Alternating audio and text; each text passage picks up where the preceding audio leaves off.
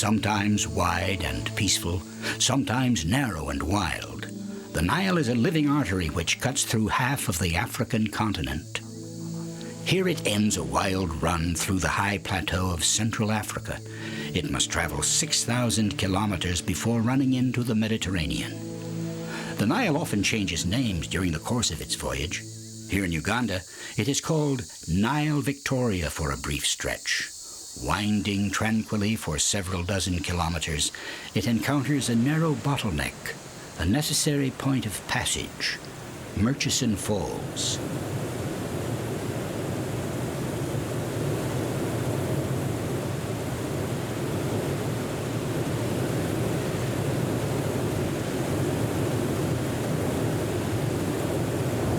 The Nile's entire mass of water must be engulfed through a gorge barely 7 meters wide.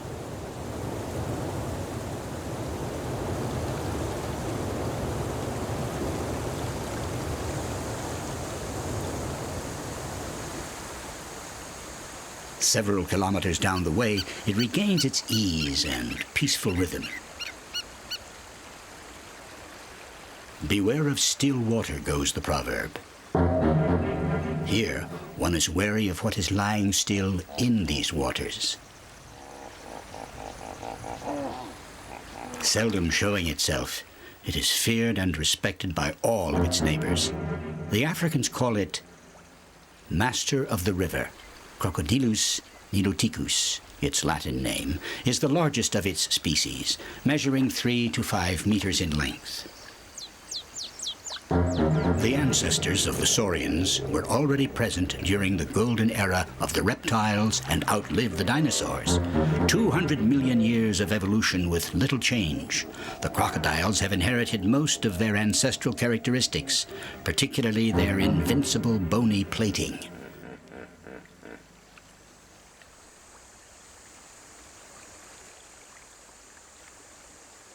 In Africa, rivers are always sources of conflict.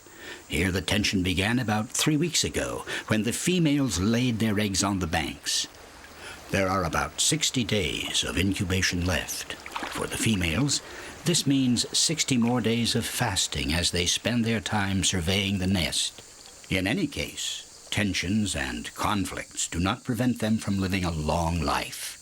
With scales blackened with time, this female is over 100 years old.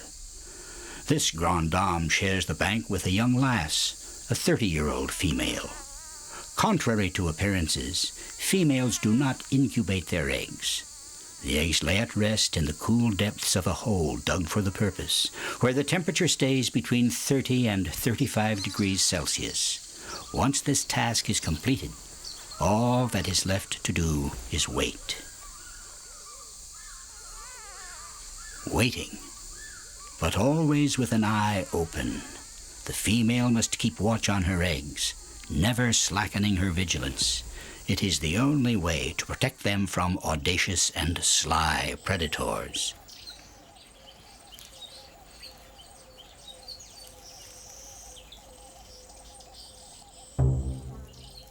Here is the female crocodile's worst enemy, the Nile monitor, an attentive and efficient predator who swallows up eggs scrupulously and arbitrarily.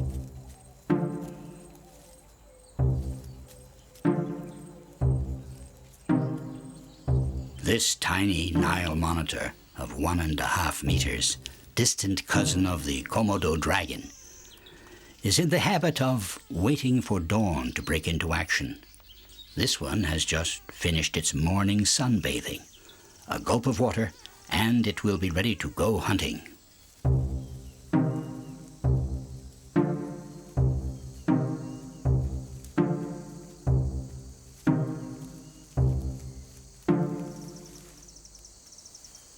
The Nile monitor is patient. It is hot outside, and it knows that the moment will come when the females will slacken their guard, when they return to the water for refreshment.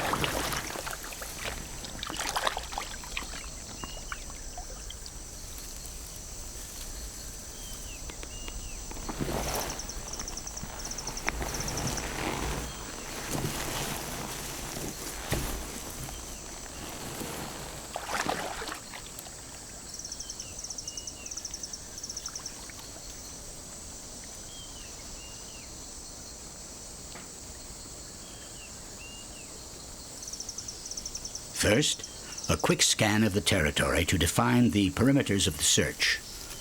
The Nile monitor is a fine bloodhound with a sensitive nose. During the egg-laying, the female crocodiles deposited odoriferous secretions in the nest so they could easily find the nest again after a refreshing swim. This odor provides a precious clue for the Nile monitor. But beware of informants. These armed lapwings have a contract with the masters of the river. In exchange for the right to nest on the banks and the protection of the crocodiles, they keep watch on the eggs and sound cries of alarm upon the arrival of an intruder.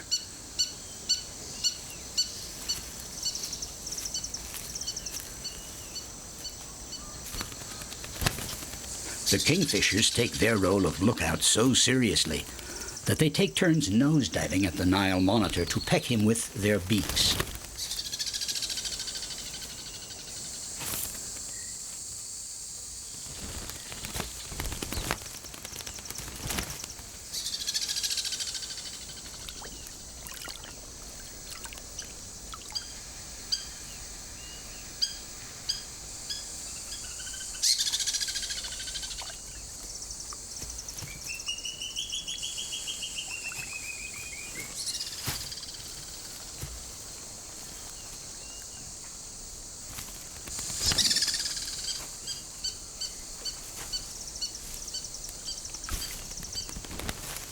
These repeated aggressions are surely exasperating, but not dissuasive enough.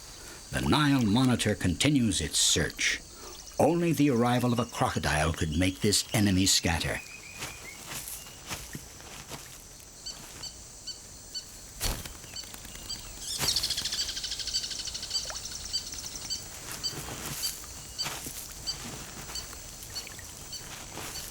Eyes and nostrils protruding on the surface of the water, a low profile.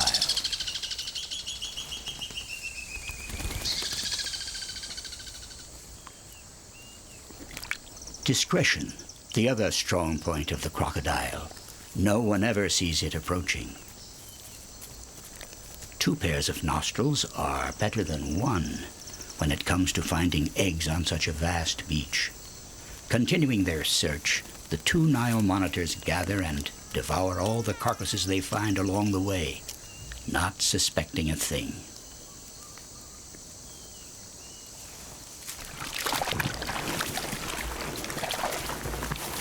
One of the intruders had a little fright. This does not stop it from hastening to the site.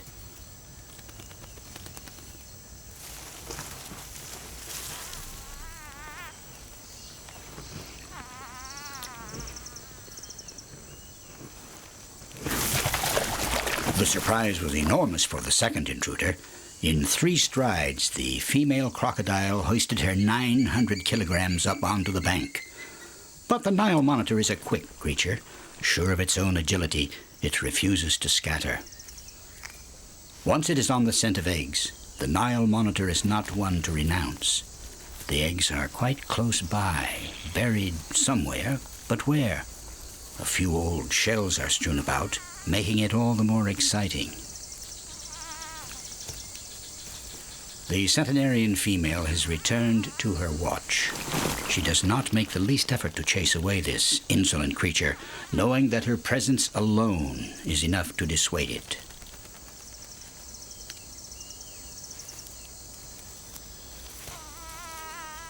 The Nile monitor decides to be reasonable. It will not find any crocodile eggs today. Might as well return to the forest and steal eggs from bird nests.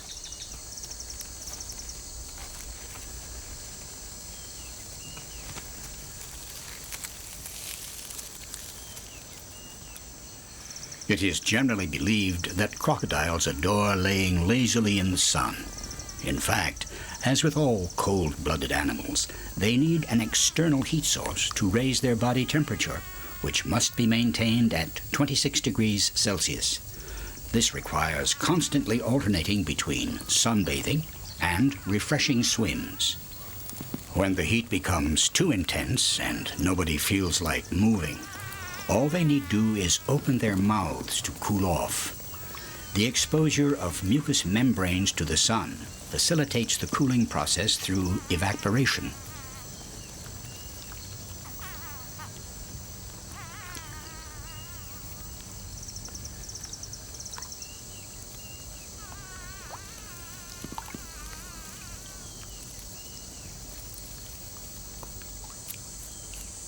The spur-winged plover also have an agreement with the crocodiles.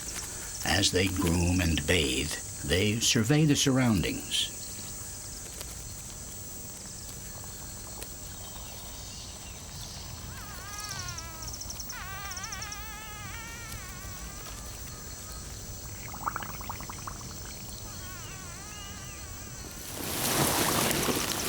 It's quite an art being a reptile. Because of their thermoregulation system, they must regularly alternate between heat from the sun and cool of the water. Each must find the proper dose.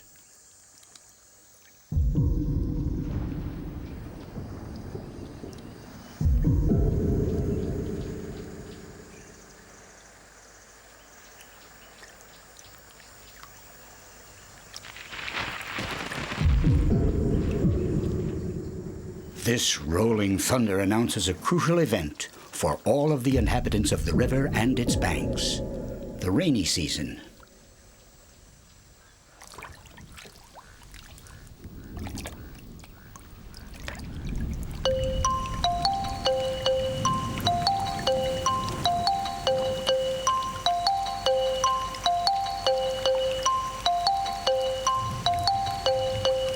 It is the beginning of April, and torrents of water will fall for several weeks in this equatorial region of Africa.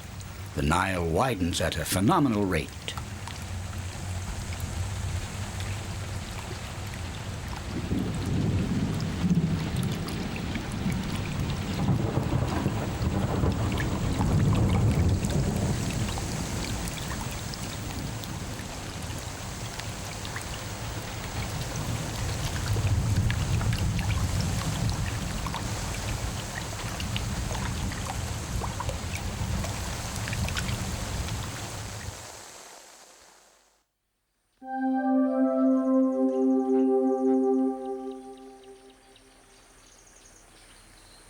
One morning, everything subsides.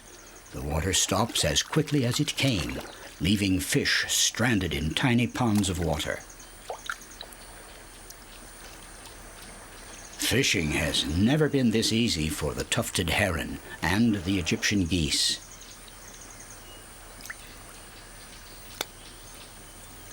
The kingfisher is also delightfully surprised.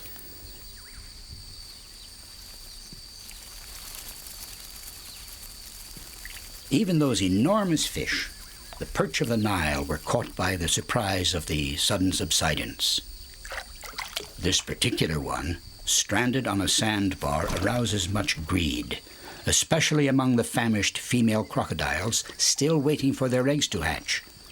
They are tempted to swim a few strokes in search of this carcass. But is it wise to desert the nest for such small gain? In any case, hunger is making them nervous. The tension rises. Hierarchy is an essential part of crocodile social life, and it exists as much among the males as among the females.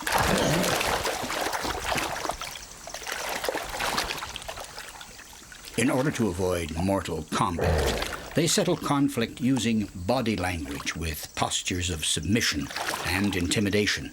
In this way, the young female needs only lift her head slightly to express her resignation, giving priority to her senior.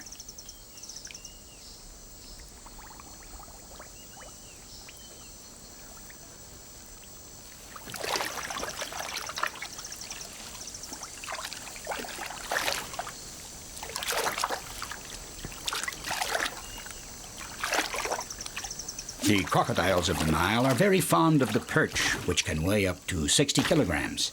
They represent 80% of their food, but they are capable of capturing and eating just about anything from a frog to an antelope or even a buffalo. Only the hippopotamus escapes their powerful fangs.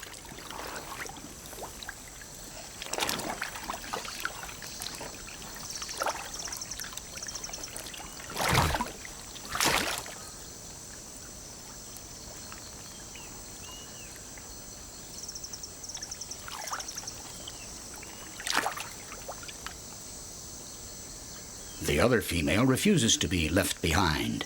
She too has just spotted a dead fish.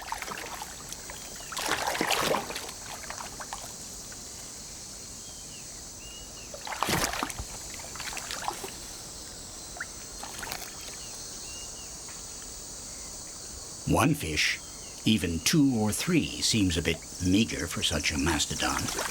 But the digestive system of the crocodile allows it to assimilate 60% of the energy contained in its nutriments.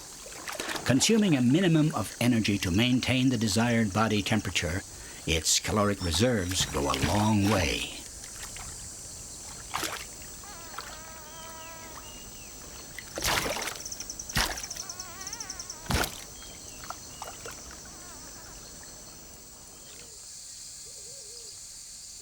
The 2 females were not wise in deserting their nests.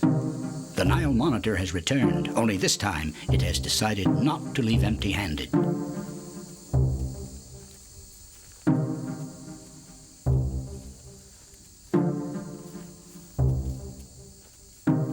The Nile monitor is burning hot. Just a few more steps and a bit of digging will suffice to take the eggs from their nest. To the dismay of lookouts on the riverbank, it has achieved its goal and will shortly begin to feast.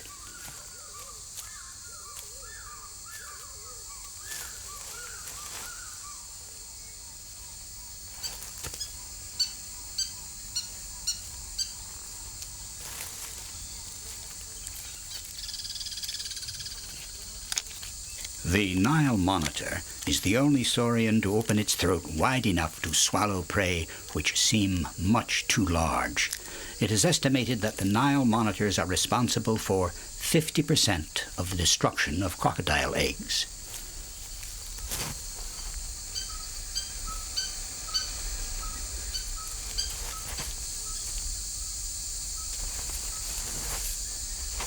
This is no longer mere larceny.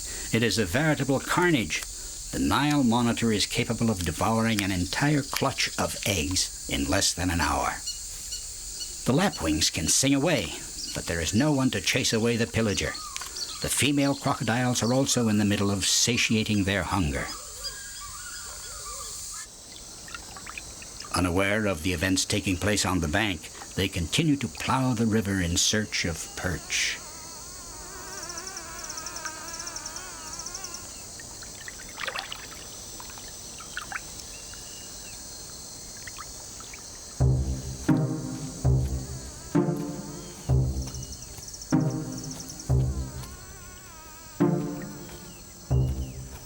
The odor of the stranded carcass, sitting for several hours, has attracted the attention of another Nile monitor.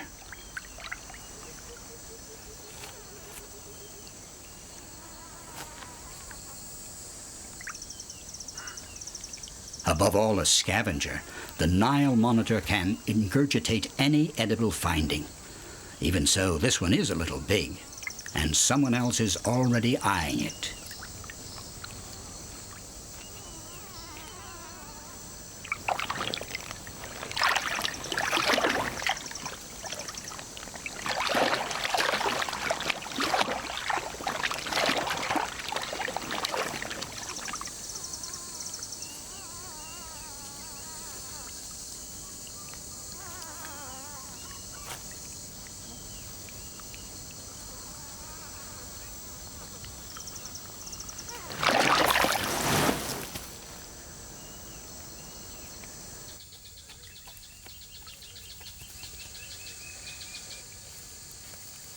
Meanwhile, the nest pillager has engulfed almost all of the eggs.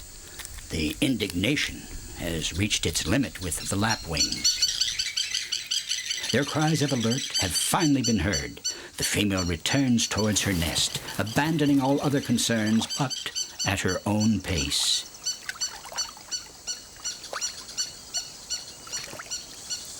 On land, crocodiles have neither the speed nor the agility they are famous for in water.